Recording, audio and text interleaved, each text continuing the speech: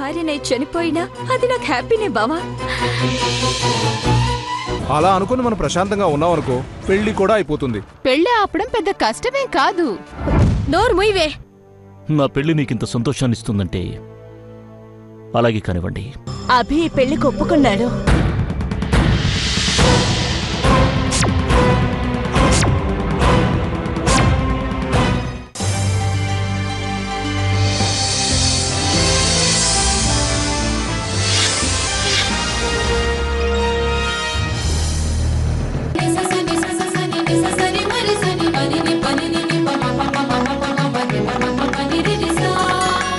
చెప్పు జయంతి, ఏమైంది? ఎందుకు వాయిదా వేయమంటున్నావు? మాట్లాడు, ఏమైంది? నేనిప్పుడేమీ చెప్పలేనండి. ఇన్నాళ్లుగా నాకు నేనుగా మిమ్మల్ని ఏమీ అడగలేదు. ఇప్పుడు మొదటిసారిగా అడుగుతున్నాను. ఈ పెళ్లి ఎలాగైనా కొన్నాళ్లు వాయిదా వేయండి. చూడు జయంతి, నువ్వేమడుగుతున్నావు నీకు అర్థమవుతుందా? పెళ్లి మండపం దాకా వచ్చిన పెళ్లిని ఆపమంటున్నావా? ఊరంతా తెలిసిపోయిన శుభకార్యాన్ని ఆపడం ఏమిటి జయంతి? కారణం మాత్రం చెప్పావు. నేను చెప్పలేనండి, కానీ నా కోసం కొన్నాళ్ళి పెళ్లి ఆపాలి. చూడు జయంతి, ఇదేం బొమ్మల పెళ్లి కాదు.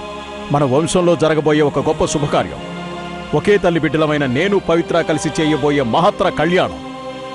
ఈ శుభకార్యాన్ని ఆపమంటున్నా. సరైన కారణం చెప్పు, ఆపేస్తాను. కానీ ఏదో మనసులో పెట్టుకుని ఆపు అని అనొద్దు, బావుండదు.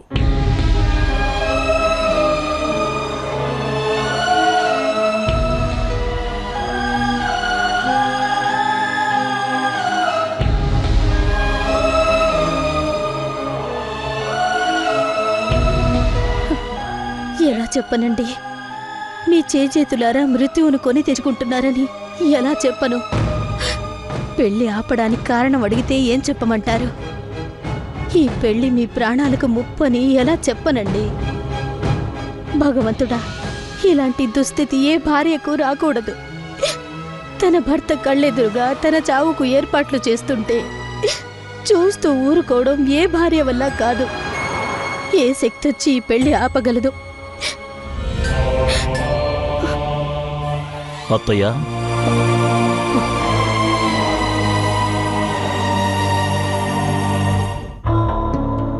అల్లుడు గారు, మీరా? ఏంటిలా వచ్చారు? పెళ్లి పనుల గురించి మాట్లాడదామనేనా? ఇప్పుడే మావయ్య గారితో ఆ విషయం మాట్లాడాను. ఏర్పాట్లన్నీ జరుగుతున్నాయట. పెళ్ళాపే ఏర్పాట్ల?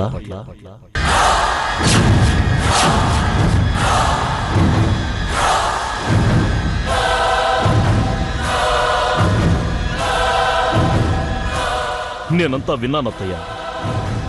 మీరు మావయ్య గారిని పెళ్ళాపని ప్రాధేయపడటం, దానికి ఆయన కారణం అడగటం అన్నీ విన్నాను. అలాంటిదేం లేదు అల్లుడు గారు.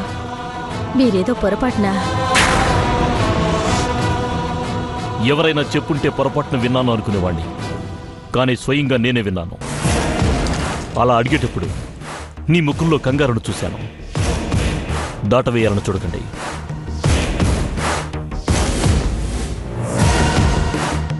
చెప్పండి. అది బాబు, అది చూడండి అత్తయ్య, నిన్నటిదాకా మా పెళ్లి చేయాలని, ఇందును నన్ను కలపాలని మీరు ఎంతో ప్రయత్నం చేశారు. అబద్ధం చెప్పారో లేక నిజాన్నే దాచారో ఏదైనా గాని ఈ విషయాన్ని పెళ్లిదాకా తీసుకొచ్చారు. అన్ని అయి ముహూర్తాలు పెట్టుకున్న తర్వాత మీరు ఆపమంటున్న అర్థం? అత్తయ్య, ప్రతి సమస్యకు పరిష్కారం ఏడుపు కాదు. మీరు కారణం మావయ్య గారికి చెప్పలేను అన్నారు. అది మీకు ఆయన మీద గౌరవం వల్ల కావచ్చు, లేదా తర్వాత పరిణామాలు ఊహించి కూడా కావచ్చు. కానీ ఈ అభిరామికి కూడా చెప్పలేను అంటే దీన్ని మరోలా ఆలోచించాల్సి ఉంటుంది. మీరు ఈ పెళ్ళాపటానికి కారణం నా విషయమే అయి ఉండాలి. నేను ఇందుకు సరైన వాణ్ణి కాదు అనుకుని ఉండాలి. లేదా నన్ను చేసుకుంటే ఇందు సుఖంగా ఉండలేదు అనైనా అనుకుని ఉండాలి. అయ్యో అల్లుడు గారు, మరైతే అసలు కారణం ఏంటో చెప్పండి. చెప్పండి అత్తయ్య. ఒక అల్లుడికి అత్తగారు చెప్తున్నట్టు చెప్పకండి. ఒక తల్లి కొడుకు చెప్తున్నట్టు చెప్పండి.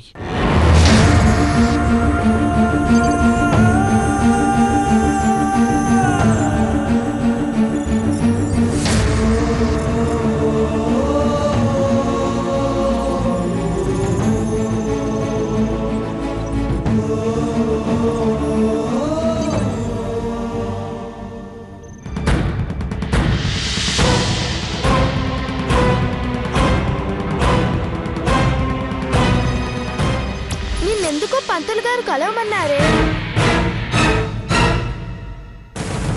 వాళ్ళిద్దరికీ పెళ్లి చేయడం అంత మంచిది కాదమ్మా.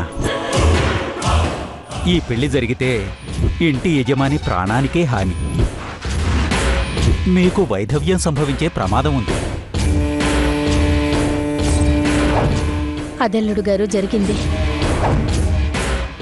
ఈ విషయం ఆయనకి నేరుగా ఎలా చెప్పగలను? అందుకే పెళ్లి వాయిదా వేయమన్నాను. భయపడకండి అత్తయ్య. ప్రతి సమస్యకు ఒక పరిష్కారం ఉంటుంది. అదేంటో కనుక్కుని ఈ గండం గట్టెక్కేలా చేద్దాం. అది విన్నప్పటినుంచి రోజు రోజుకి నాలో భయం పెరిగిపోతోంది. ఆయన బయటికి వెళ్లి ఇంటికి తిరిగి వచ్చేదాకా నా మనసు మనసులో ఉండడం లేదు. ఆలోచనలతో నరాలు తెగిపోయేలా ఉన్నాయి. నాతో చెప్పారుగా, ఇక ప్రశాంతంగా ఉండండి. మన పంతులు గారికి చెప్పి దీనికి పరిష్కారం ఉందేమో కనుక్కుందాం. ఆయనకు తిరిగిపోతే మరొకరిని. అసలు పరిష్కారమే లేదంటే మావయ్య గారు కాదు, నేనే ఈ పెళ్లి ఆపుతాను. సరేనా? వెళ్ళండి. అందరితోటి హాయిగా ఉండండి. వెళ్ళండి. అత్తయ్య, ఈ విషయం మీకేం తెలియనట్లు ఉండాలి. ఇక నుంచి ఈ సమస్య నాది.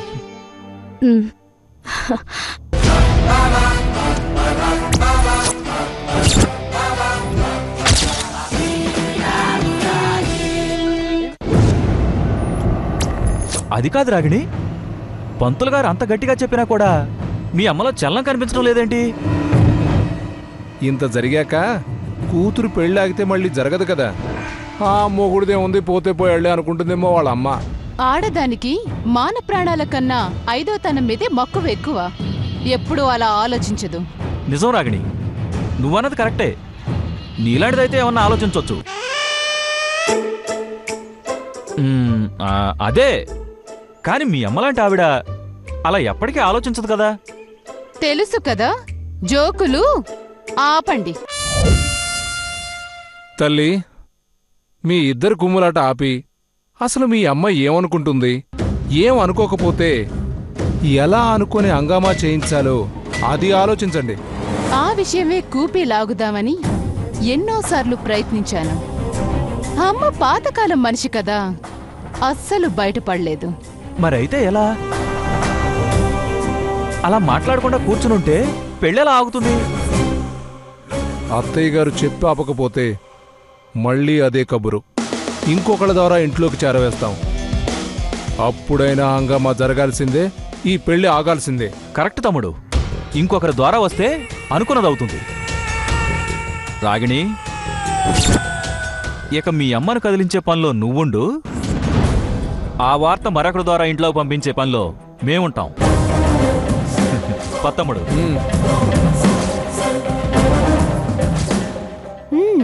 అమ్మ ఇంత పెద్ద విషయం తెలిసినా మౌనంగా ఉందంటే అమ్మకి ఎవరైనా ధైర్యాన్నిచ్చారా?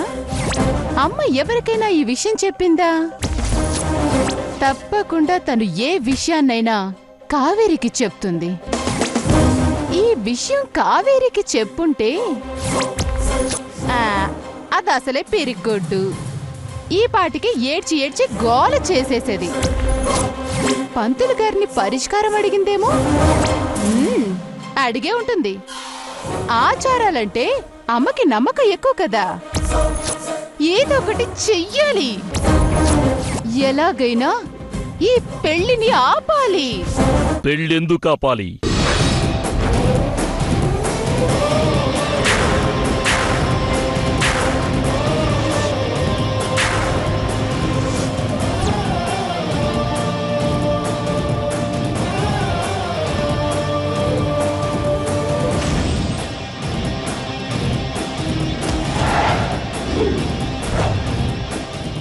చెప్పండి, పెళ్లినెందుకు ఆపాలి?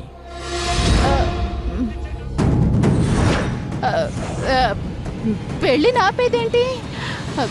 ఎవరు ఆపుతారు? మీరే. ఆ,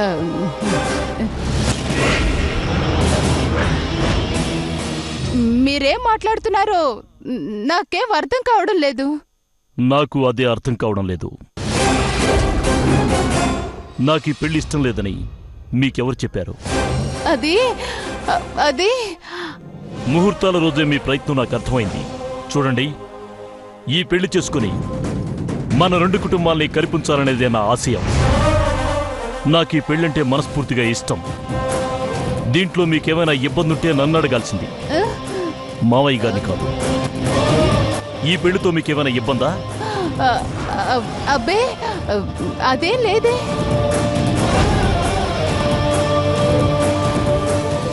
ఉండదనే అనుకుంటున్నాను.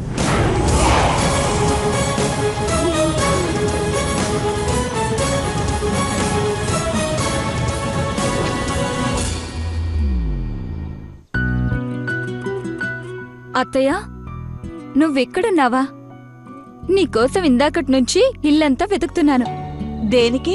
థ్యాంక్స్ చెప్దామని. థ్యాంక్స్ చెప్పేంత మంచి పని నేనేం చేశానని? ఏం తెలియనట్టు మాట్లాడుకో. నువ్వు అమ్మా కావేరి అక్క కలిసేగా ఈ ప్లాన్ చేశారు. ఓ దానికా? అది నీకోసం ఏం చేయలేదు, నా కొడుకు కోసం చేశాను. ఎవరికోసం చేస్తేనే? నాకు జబ్బుందని చెప్పి బావని పెళ్లి కొప్పించారు. ఏదైతేనే బావ పెళ్లికి ఒప్పుకున్నాడు, అది చాలు. దానికి నీకు థ్యాంక్స్ చెప్పాలని వచ్చాను. అమ్మేది? ఏమోరా, ఈ మధ్య చాలా ముభావంగా కంగారుగా ఉంటుంది. చాలా సమయం గదిలోనే గడిపేస్తోంది. పాపం, బావకు అబద్ధం చెప్పిందని తప్పు చేసినట్టు ఫీల్ అవుతుందేమో. మళ్ళీ తనే అంతా అబద్ధమని చెప్పేసిందిగా. అయినా అభి నా మాట కాదనలేక ఈ పెళ్లి కొప్పుకున్నాడు. ఇదంతా అయిపోయిందిగా. మళ్ళీ దేని గురించి ఆలోచిస్తుందో అర్థం కావడం లేదు. అవునత్తయ్య, నేను గమనించాను. నా దగ్గరకొచ్చి కూడా చెప్పింది.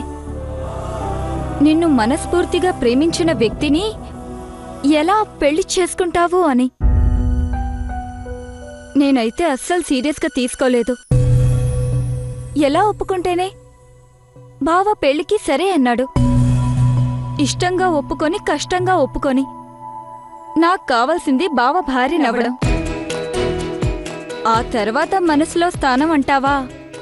మనం చేసే ప్రయత్నాన్ని బట్టి ఉంటుంది. కరెక్ట్గా చెప్పావిందు. అసలు భార్య స్థానం దాకా వెళ్ళగలిగితే మనసులో స్థానం సంపాదించడం ఆడదానికేం కష్టం కాదు. నువ్వే చూస్తావుగా అత్తయ్య, బావని ఎలా మెప్పిస్తానా?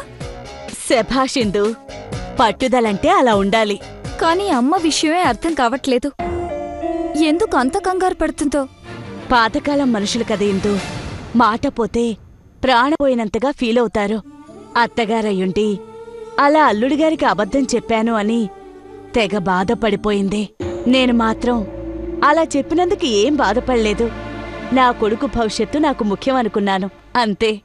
చాలా థ్యాంక్స్ అత్తయ్య. నువ్వలా అనుకోబట్టే నాకు బావ దక్కుతున్నాడు.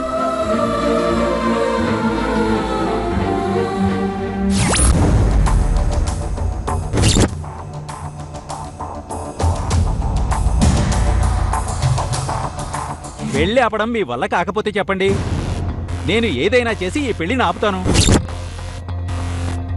మీరు గనక ఆపకపోతే జరిగే అరిష్టంలో నాకు భాగం ఉంటుంది. ఎలాగోలా చేసి ఈ పెళ్లిని ఆపండి, కానీ పెళ్లిని ఆపడం మాత్రం చాలా ముఖ్యం.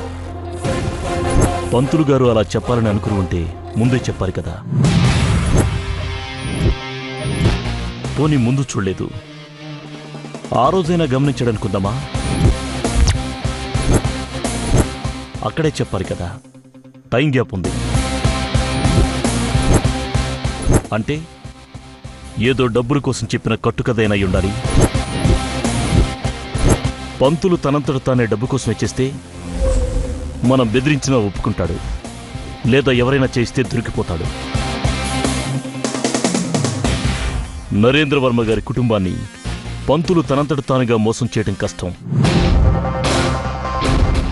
ఆలోచిస్తుంటే ఇది ఖచ్చితంగా మనింట్లో వాళ్ళ పని. అసలింత ఆలోచన దేనికి? పంతులు గారిని అడిగితే పోరా?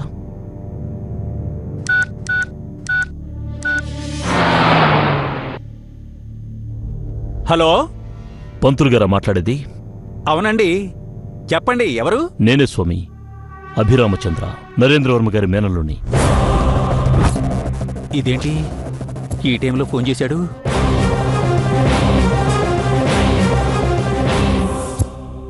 చెప్పండి అభి గారు. పంతులు గారు, మీతో కొంచెం అర్జెంటుగా మాట్లాడాలి. ఒకసారి మా తోట దగ్గరికి రాగలరా? ఏనేంటి ఇంటికి రమ్మనకుండా తోటకి రమ్మంటున్నాడు? ఇందులో ఏదో ఉంది. చెప్పండి అభి గారు, ఏ విషయమే మాట్లాడాలి? పెళ్లి విషయం మాట్లాడాలి. నరేంద్ర గారితో అన్ని విషయాలు చెప్పాను బాబు. ప్రస్తుతం ఓ కార్యక్రమం మీద ఊరొచ్చాను. రాగానే కలుస్తాను. లేదు, అర్జెంటుగా మావయ్య గారు కలవాలి అన్నారు. సరే, అదే ఊరో చెప్పండి, నేనే వచ్చి తీసుకొస్తాను. అంత శ్రమ దేనికండి? మీరిక్కడికి రావడం అంత బాగోదు. రాగానే నేనే కలుస్తాను. ఉంటాను. పంతులు కంగారు చూస్తూ ఉంటే ఏదో ఉన్నట్టే ఉంది.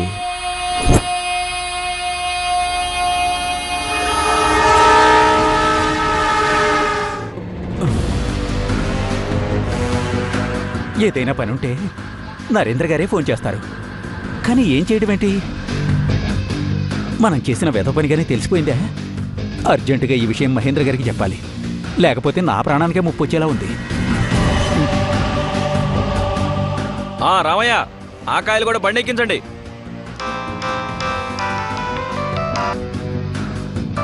పంతులు ఈ టైంలో ఫోన్ చేశాడేంటి? దేనికై ఉంటుంది? ఏముంది, మళ్ళీ ఏమైనా డబ్బులు కావాల్సి ఉంటుంది.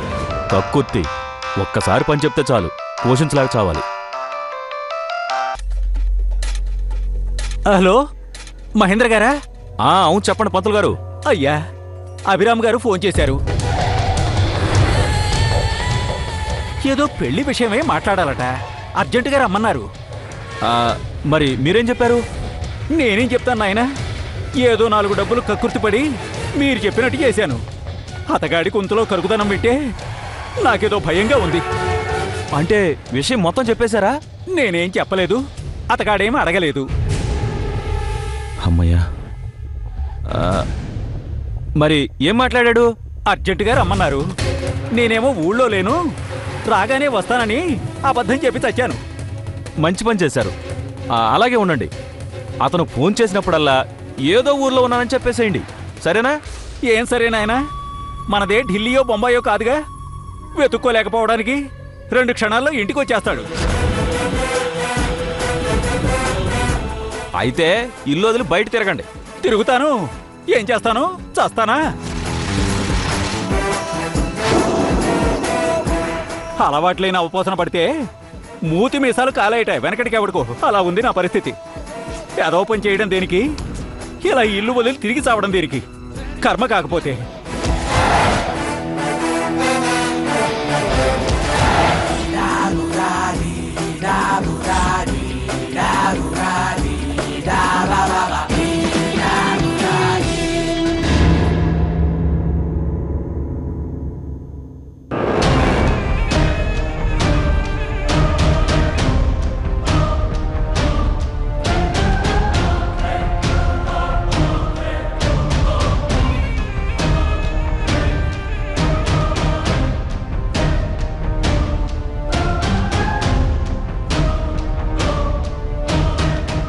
ఏంటండి వదిన గారు, తెగ కంగారు పడుతున్నారు? ఏదైనా విషయం తెలిసిందా? ఏరి, మీ అన్నయ్య వచ్చారా? రాలేదు, లారీ లోడ్ అవుతుంటే కొబ్బరి తోటకు వెళ్ళారు. అయినా ఎందుకంత టెన్షన్గా ఉన్నారు? అభిరామ్ వచ్చి డైరెక్ట్ గా ఈ పెళ్లి ఎందుకు ఆపుతున్నారు అని అడిగాడు.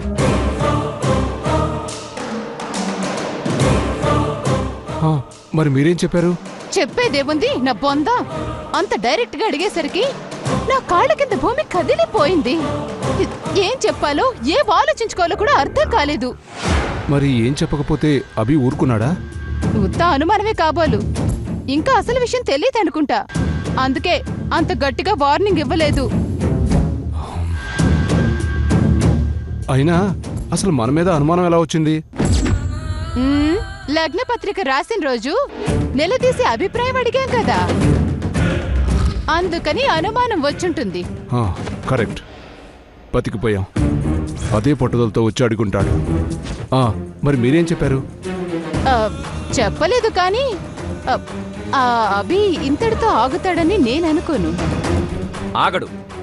ఆగలేడు కూడా. ఏం చేశాడు? పంతులు గారికి ఫోన్ చేశాడంట.